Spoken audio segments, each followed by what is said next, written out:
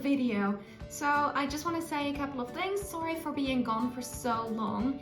I had a couple of issues such as iCloud storage that I just had to fix before I could actually continue. So I did originally plan on uploading this video at Easter or like around the time, but like I said, problems made it go now. So enjoy a spring dress with like a slight Easter theme to it. It was definitely fun to make. I did rush it a little bit because I wanted to get it out on the Easter, and I did also experiment with time-lapse. So a couple of the clips seem to be really fast, and I'm really sorry about that. I didn't expect time-lapse to be that fast on like a few of these things, so I'm sorry if it does feel rushed. I didn't mean it like that. I was just experimenting. And yeah, I really hope you enjoy the video. Alright, voiceover time. And hey, look at that, a spoiler for the next video, what do you know? Anyway, as you saw, that is the dress that I am planning on make for this Easter spring dress.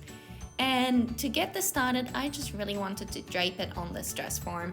And yes, this is gonna be the next video, or at least coming up real soon. So I am just doing my best at drafting this pattern, feeling where the seams are and just making this. It does take a little bit of time fiddling. It's a bit weird doing it on a small scale compared to like a real life dress form. And at the same time, it's actually really fun. You get to play around with it. Because it is stuffing, it is harder to draw on, but I refuse to get a pen on here because I didn't want it accidentally leaking through to the white fabric. So sticking to a pencil, and hopefully you can see it well enough. So yeah, I am just drawing the dart in. I just want to create that nice shape. And then on the table, I just clarify some of those lines before taking it back up and checking. So same thing for the back, which is actually a little bit easier.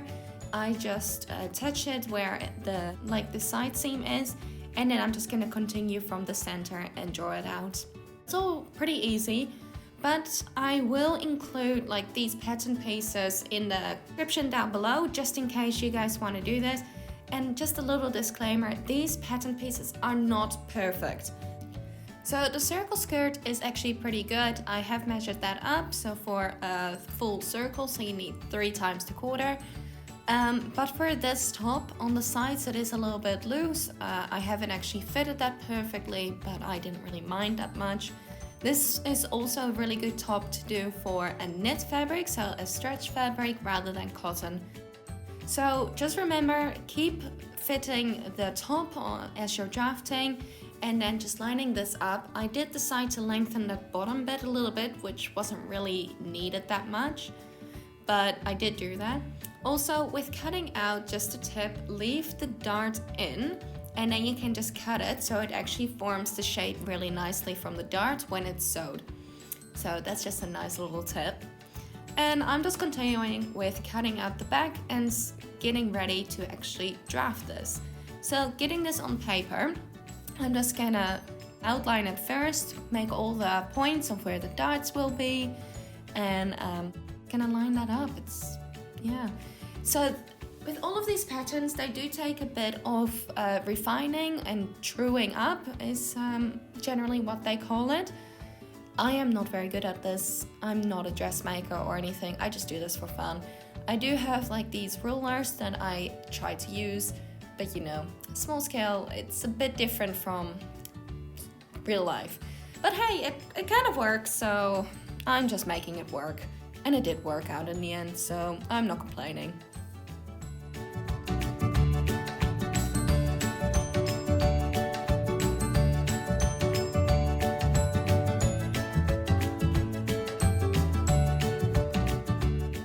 As for the dart, you might find it easy to put a center in there, as this will actually help when lining it up and folding and everything. I do it on the pattern, but I don't actually end up using it that often in like the actual making of it. I usually just line up the corners and the point at the top, and I don't really worry about any center mark or anything. But just for your own thing. And then I am just adding a seam allowance that's 1 centimeter long and trying to use those rollers again to actually get a pretty good curve going, so that's a plus.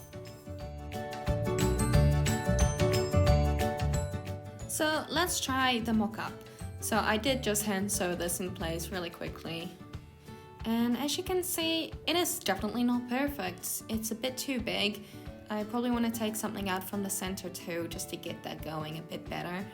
Although, like on her it does look a bit better, but especially the sides. I just need to take the sides in.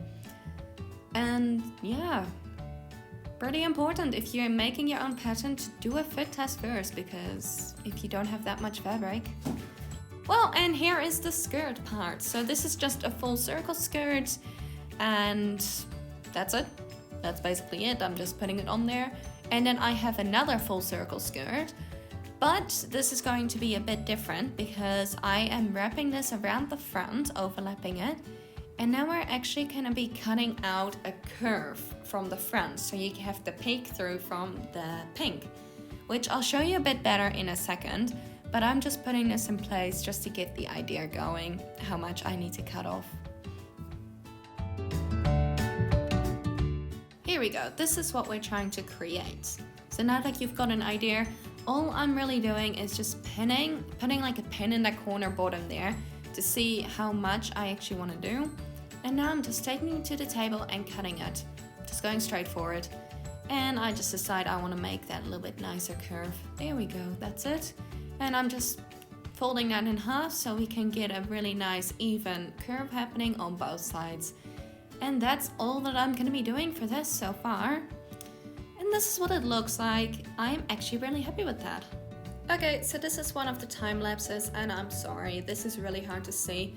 But just for the dart, I am marking this by doing tailor's tacks.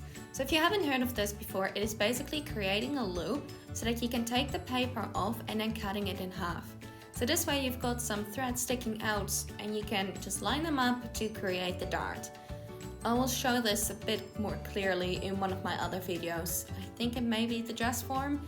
So if you really want to learn that, just stay tuned for one of my future videos. And well, here, it's a bit hard to keep up. Just the side seams after having done those darts, there we go. I have overlocked them as well.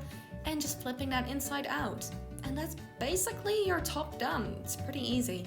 You can at this point do your hemming the top, but I am doing that later on.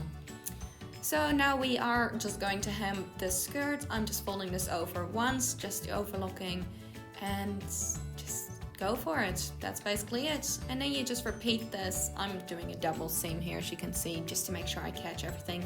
But yeah, you just repeat this on your second layer skirt as well. Cool.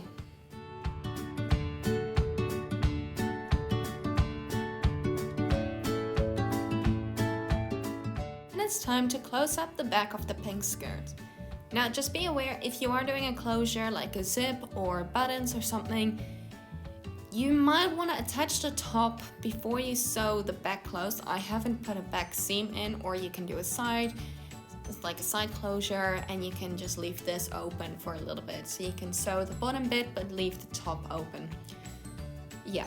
Anyway, back here I have unpicked that bottom seam just a little bit so I can actually go around. So you can just hem this after you've sewed the back shut. I just wasn't sure at this point if I was doing a closure or not. And honestly, if you're using knit fabric, go for it, don't do a closure. If you're doing like me and you're using cotton, please add a closure. It was so hard getting this on, but I was determined. I didn't want a closure, but it really made my life difficult, so just put a closure in. So here we are attaching the top. So if you haven't, if you are doing a closure, you can just leave those sides open and then sew it shut with the closure later, which actually makes attaching this easier. But I have to make difficult, so fine, so be it. I did put some pins in place in the skirt to help me line up the back and the sides on the top, just to make sure I haven't got like the skirt seam in the center front, because that would be really ugly. And I'm using a few of these pins. Just keep pinning until you're satisfied. And if it doesn't quite fit, you can always take like a bit of the skirt out, as long as you know it fits. There is like a little extra pucker in the back, but I am not gonna bother about that, because I don't see it in the back, but the skirt over the top. Cool, time to figure out the rest of the skirt. So I wanted a waistband on this. Initially, I thought it could tie in the front with a bow, but my fabric isn't actually like a real nice thin cotton, it's something a bit thicker, so that made it a bit harder to actually do. So I just decided to do like one length and just do it with like a snap button to close it. I did make it a bit bulky, but honestly at this point I couldn't figure anything else out. So yeah, just pinning that in place, and same for the top. I am just making a tube and pinning that to the top as well. It is a bit difficult to sew, but just go slow and steady, and if you need to, go by hand. And that's it for this video. It's done. Finally, we got there. And as a final touch for Easter, I added these really cute Easter eggs. So if you enjoyed the video, don't forget to like and subscribe. It really does help my channel out. Don't forget to leave a comment down below on ideas and what you like about the video. And I will see you all next time. Bye!